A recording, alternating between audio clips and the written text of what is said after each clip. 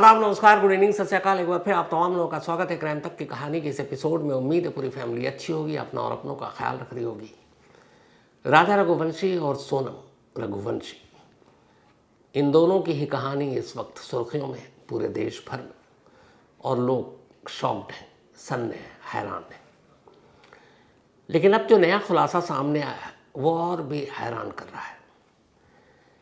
शुरुआत में ही कहानी में पहले मैंने आपको बताया था कि जब पर्ची के ज़रिए राजा और सोनम के घर वालों ने रघुवंशी समाज में अपनी एंट्री कराई थी, उसके बाद दोनों के घर वाले मिले तो उस एंट्री में डेट ऑफ बर्थ के साथ साथ सारे जो गुण दोष वो सारी चीज़ें थी, और उसमें ये भी लिखा था कि सोनम मांगलिक है, उसके ऊपर मंगल दोष है। सेम राजा रघुवंशी के परिवार वालों ने रघुवंशी कॉलोनी में जहाँ पर्ची डाली थी शादी के लिए, उसमें भी राजा के सारे बायोडाटा के साथ साथ उसके इस मंगल दोष का जिक्र था। तो कुल मिलाकर ये था कि राजा रघुवंशी और सोनम रघुवंशी दोनों मांगलिक थे।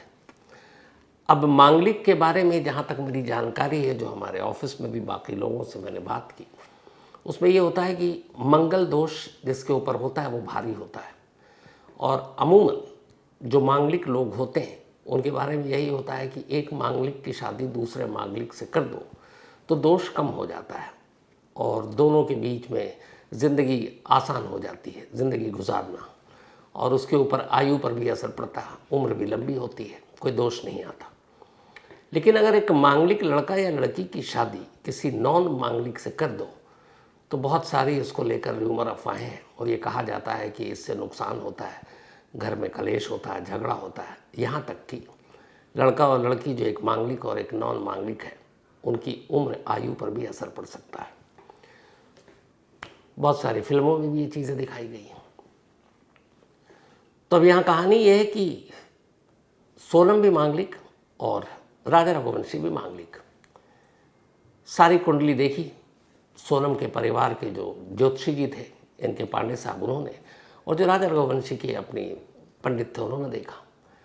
तो जब दोनों कुंडली मिलाई गई तो ये है कि दोनों मांगलिक हैं, तो फिर इसमें कोई दोष का इशू आता नहीं है, दोष हल्का हो जाएगा, तो इन दोनों की शादी कर सकते हैं। वरना एक मांगलिक और नॉन मांगलिक की शादी करने में बड़ी सारी दुश्वारियाँ होती हैं। तो इसीलिए दोनों परिवार राज़ी हो गए कि ये शादी हो जानी चाहिए। अब इसके बाद तारीख वारीख तय हुई। जब ये सारी चीज़ें हो रही थी तो सोनम को भी ये बात पता था कि वो मांगलिक है। जो पहले खबर आ रही थी कि वो अपने पिता से डर कर खामोश थी कि वो राज कुशवाहा से प्यार करती है और वो नहीं बता पा रही है, वो आधा सच था आधा झूठ था। बताना तो चाह रही थी लेकिन पिता को नहीं, पर उसने माँ को अपनी ज़रूर बताया था। सोनम की माँ सोनम और राज के अफेयर के बारे में, दोस्ती के बारे में जानते थे। वो दोस्ती जो 2 साल पहले पनपी थी, 2022 के एंड में, जब सोनम कॉलेज की पढ़ाई ख़त्म करने के बाद पहली बार अपने पिता के प्लाईवुड की फैक्ट्री में, उस यूनिट में एचआर के तौर पर काम कर रही थी, और उसी प्लाईवुड की यूनिट में राज कुशवाहा एक मैनेजर के तौर पर जो हिसाब किताब देखता था। वहाँ दोस्ती हुई, उम्र में 4 साल का फासला था। सोनम बड़ी थी, राज छोटा था, लेकिन दोनों एक दूसरे को देखकर आकर्षित हुए, दोस्ती हुई, प्यार हो गया। बाद में माँ से सोनम ने इस बात का जिक्र किया। माँ गुस्सा हो गई, उसने कहा तेरे पिता कभी नहीं मानेंगे, तो तू इस बात को भूल जा। अब इसी दौरान सोनम को ये बात पता है कि वो मांगलिक है और राज कुशवाहा मांगलिक नहीं था। अब एक डर इस बात का था कि अगर वो मांगलिक होते हुए एक नॉन मांगलिक से शादी कर ले तो शायद उसकी प्रेमी की उम्र पर असर पड़ जाए, यानी राज कुशवाहा को कुछ हो जाए। उधर माँ शादी के खिलाफ थी, इधर शादी एक मांगलिक से हो रही थी। ज्योतिषी और पंडितों ने यह बता रखा था 2 मांगलिक के बीच में शादी हो जाए तो फिर मंगल दोष खत्म हो जाएगा। दूसरी शादी आप अगर फिर करते हो इसके बाद, तो मांगलिक हो नॉन मांगलिक हो, उससे कोई फ़र्क नहीं पड़ेगा। दूसरी शादी में सामने वाले की आयु लंबी ही रहेगी। ये बात सोनम के दिमाग में घर कर गई। इसके बाद थी इस साजिश को आगे बढ़ाया गया। उसने कहा कि ठीक है, पहली शादी करते हैं राजा रघुवंशी से। दोनों मांगलिक है, शादी के बाद सीधे सीधे मंगल दोष उतर जाएगा। और एक बार राजा रघुवंशी से शादी हो गई, मंगल दोष उतर गया, तो इसके बाद वो विधवा होने के बाद जब दूसरी शादी राज कुशवाहा से करने की घर में बात बताएगी, तो शायद घर वाले भी तैयार हो जाएंगे कि चलो एक विधवा लड़की है, समाज में कोई तो अपना रहा है। और उधर दूसरी तरफ उसके मन से ये डर भी निकल गया कि राज कुशवाहा की आयु पर कोई असर पड़ेगा, यानी उसके प्रेमी की उम्र भी लंबी होगी। और यही वो चीज़ थी, ये मंगल दोष, जिसने सोनम को राजा रघुवंशी से शादी करने के लिए एक तरह से प्रेरित कर दिया। यानी कि वो पहली शादी सिर्फ इसलिए करना चाहती थी ताकि जब दूसरी शादी करे तो उसकी प्रेमी की उम्र लंबी हो, उसके मंगल दोष से उसके ऊपर कोई असर ना पड़े। अब इसके बाद बात आगे बढ़ती है, वो शादी के लिए राजी हो गई। 11 मई को शादी हो जाती है। ये बात राज कुशवाहा को भी पता है, उसके प्रेमी को, और उसने उसे यह भी समझा दिया कि ये सारा मंगल दोष है, एक बार वो उसके बाद रास्ते से हट गया तो हमारी शादी में कोई अड़चन नहीं है। राज कुशवाहा भी तैयार था कि पहली शादी के बाद दूसरी शादी तुमसे ही होगी। अब 11 मई को शादी होती है। 11, 12 और 13, 3 दिन, शादी के दिन हटा दीजिए तो 2 दिन, सोनम अपने ससुराल में रहती है, यानी राजा रघुवंशी के घर में सिर्फ 3 दिन। 11 को शादी हुई, 12, 13 को रहती है, और 14 को वो अपने मायके पहुंच जाती है। 14 मई मायके जाने के बाद अब वो मायके में ही, हालांकि दोनों इंदौर में ही है, ससुराल और मायके। इसके बाद 16 को एक शादी होती है उज्जैन में। इंदौर से उज्जैन बहुत ज़्यादा दूर नहीं है। राजा रघुवंशी अपनी कार में सोनम को लेकर उज्जैन जाता है उस शादी में, और उस शादी को अटेंड करने के बाद उसी रात लौट आता है। लेकिन इस शादी में पहली बार राजा रघुवंशी ने महसूस किया कि सोनम उससे कटी कटी और खिंची खिंची सी है। उसने 12 और 13 को भी ये बात महसूस की, लेकिन तब वो दुल्हन के तौर पर ससुराल आई थी, तो बहुत सारे ऐसे होते हैं कि शर्माना और ये सारी चीज़ें। हालांकि उसने अपनी माँ से इस बात का जिक्र भी किया, पर माँ ने कहा बेटा अभी ससुराल आई है, एडजस्ट होने में टाइम लगेगा। राजा रघुवंशी को भी ये बात लगा कि ठीक है। लेकिन जब वो शादी में गया तो दोनों अकेले थे, हस्बैंड वाइफ, और शादी के बाद ये पहला मौका था जब राजा रघुवंशी और सोनम एक साथ इंदौर से उज्जैन कार में जा रहे थे और दोनों अकेले थे और वहाँ उस शादी में रहे। लेकिन वहाँ पे भी पूरे जाने आने और शादी में रहने के दौरान सोनम राजा रघुवंशी से कटी हुई थी, और ये बात पहली बार अब राजा रघुवंशी को बड़ी बुरी लगी। सिर्फ यही नहीं, उसने देखा कि शादी के दौरान भी और रास्ते में भी वो लगातार मोबाइल पर है, मैसेज कर रही है, शादी में किसी से बात कर रही है। वो जाती तो फिर फ़ोन रख देती, तो उसे कुछ समझ में नहीं आया। शादी के बाद वो वापस आया। शादी के बाद वापस सोनम को उसके घर छोड़ा मायके, और राजा रघुवंशी अपने घर आया। उसने अपनी माँ को फिर ये बात बताई। माँ ने कहा कोई बात नहीं, धीरे धीरे वक्त लगता है एक दूसरे को समझने में। राजा रघुवंशी को लगा ठीक है। 3 दिन ससुराल में रही थी, 11, 12 और 13, बल्कि 11 को तो विदा होकर आई थी, 12 और 13, 24 से 48 घंटे टोटल। उसके बाद 14 को वो मायके गई और फिर वापस कभी ससुराल नहीं आई।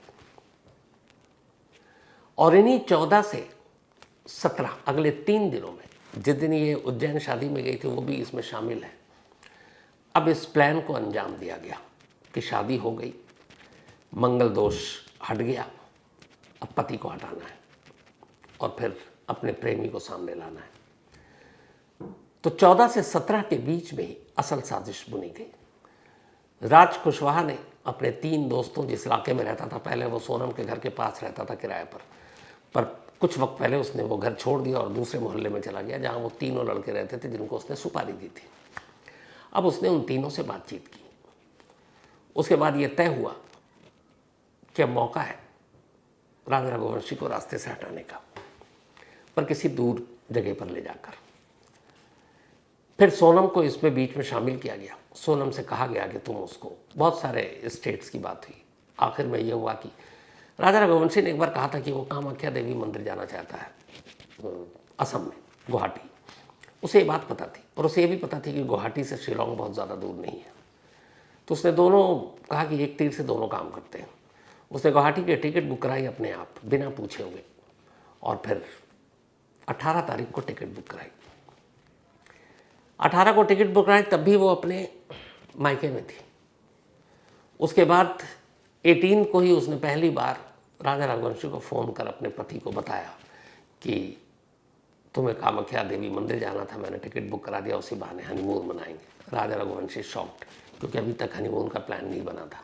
उसने अपनी माँ को बताया, माँ भी हैरान, लेकिन फिर ये हुआ कि टिकट बुक हो चुका है, पैसे बर्बाद हो जाएंगे। उन्होंने इजाज़त दे दी।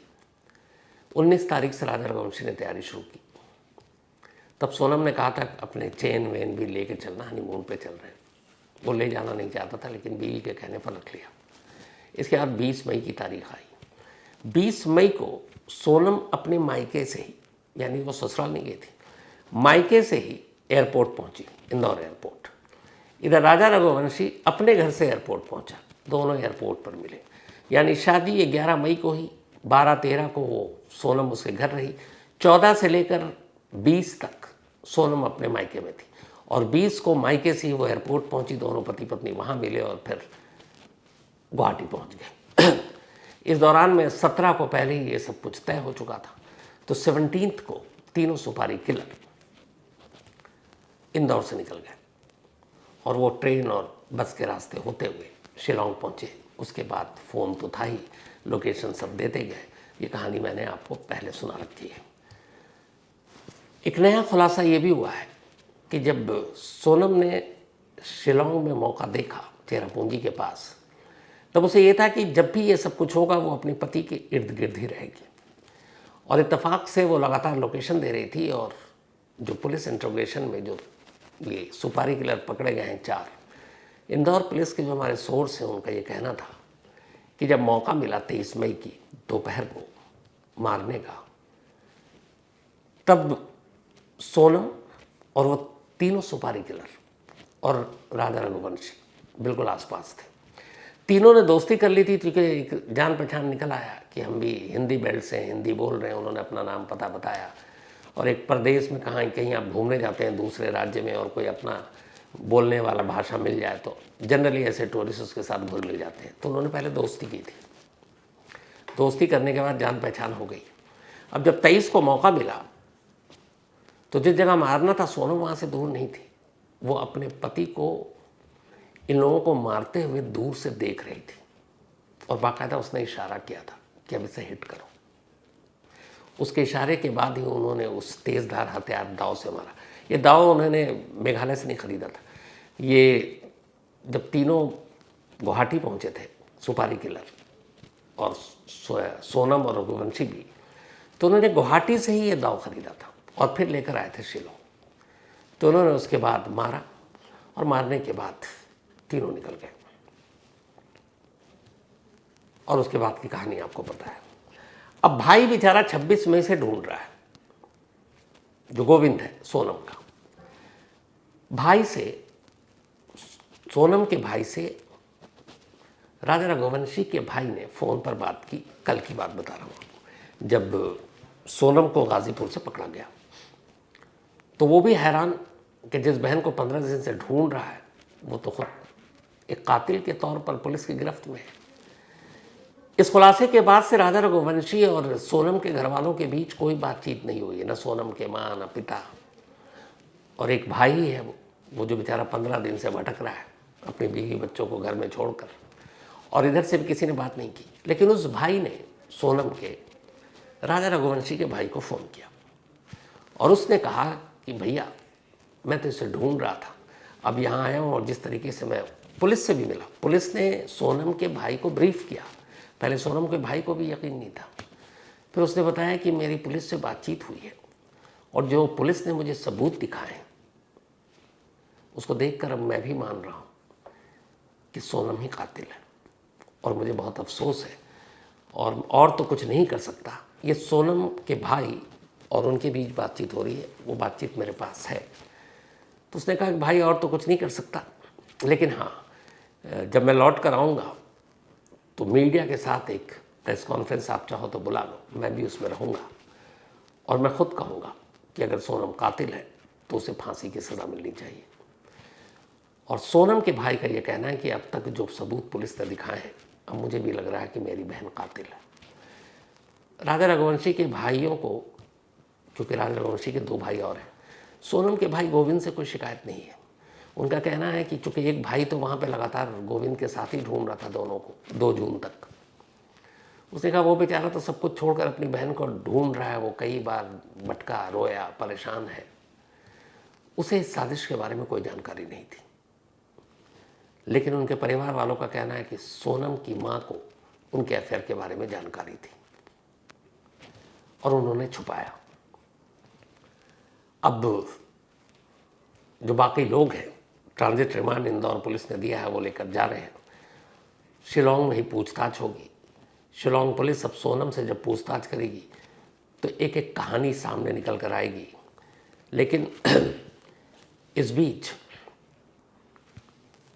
जो इंदौर की पुलिस है उसका कहना है कि जिन 4 लोगों को पकड़ा उन्होंने, सुपारी किलर समेत राज रघुवंशी को, उन तीनों ने, मतलब कायदे से ये केस है मेघालय का, लेकिन उन तीनों ने ओपनली इंदौर पुलिस के सामने कहा कि साहब मैं अपना जुर्म कबूल करता हूँ, मुझे कहा गया, मुझे हायर तो किया गया, जो पहली डील हुई थी वो राज रघुवंशी ने की, सोनम के प्रेमी ने, लेकिन चूंकि वो यहाँ इंदौर में था और सोनम शिलोंग में थी, तो मतलब मौका वारदात पर जो भी इंस्ट्रक्शन आ रहा था लोकेशन समेत इशारे के तहत, वो सोनम दे रही थी, राज कुशवाहा नहीं दे रहा था। यानी कि सुपारी दिया यहाँ बैठकर इंदौर में राज कुशवाहा ने, प्रेमी ने, और इशारा दे रही थी कत्ल करने का खुद बीवी सोनम। सोनम अब मेघालय लगभग पहुंच गई है, पूछताछ शुरू हो गई है और अभी तक की जो जानकारी है कि इसमें जो एक्यूज हैं कुल 5 ही हैं, राज कुशवाहा और सोनम मेन, बाकी 3 वो सुपारी किलर जिनको पैसे दिए गए थे। बाकी की जो केस है उसकी छानबीन चल रही है। लेकिन ये जो अभी खुलासा सामने आया कि मंगल दोष को दूर करने के लिए ही अपनी रजामंदी दे दी थी सोनम ने पहली शादी करने के लिए, ताकि प्रेमी की उम्र को लंबी कर सके। अब अंजाम यह है कि पति बेचारा दुनिया में रहा नहीं, सोनम उम्र कैद से कम तो सज़ा होगी नहीं, क्योंकि मुझे नहीं लगता कि इसमें फांसी की सज़ा देगी अदालत वहाँ की, तो उम्र कैद, और उम्र भी मुझे लगता है पूरी उम्र कैद। जो प्रेमी था जिसकी उम्र उसको लंबी करनी थी अपने मंगल दोष मांगलिक के साथ शादी करने के बाद प्रेमी की उम्र के लिए, अब उस प्रेमी की उम्र भी लंबी तो नहीं पर ताउम्र कैद में बीतेगी। तो कुल मिलाकर हासिल कुछ नहीं हुआ। हाँ, अंजाम ये हुआ कि एक हंसता खेलता परिवार, एक परिवार का लड़का, वो बेचारा वक्त से पहले मर गया, सिर्फ शादी के 12 दिन के अंदर। अफसोसनाक है। तो फिलहाल कहानी में इतना ही। आपसे मुलाकात होगी रात 9 बजे पूरी डिटेल के साथ। तब तक अपना और अपनों का ख्याल रखिएगा। Thank you very much.